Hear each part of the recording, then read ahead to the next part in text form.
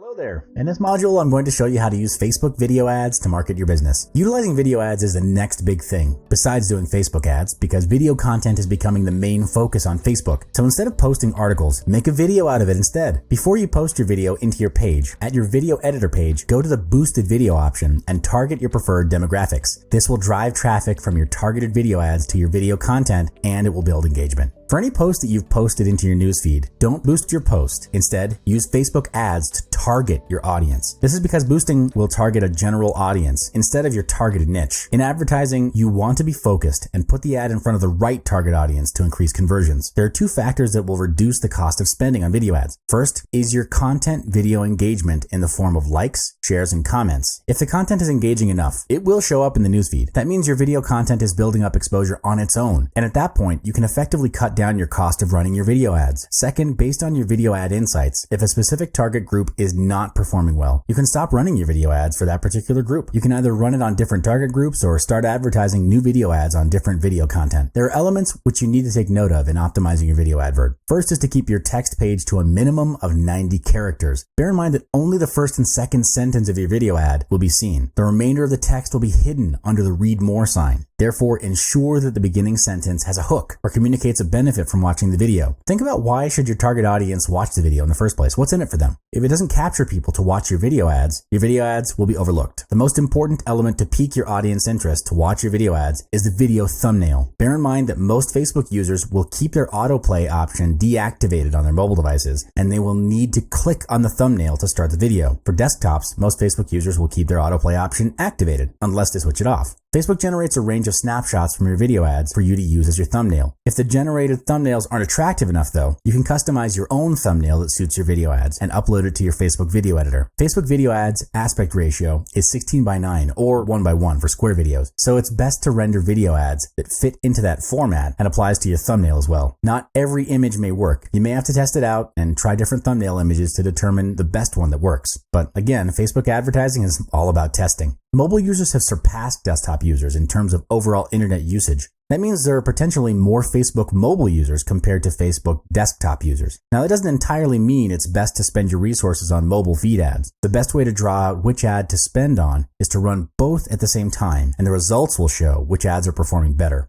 Remember, testing, and more testing. Good luck.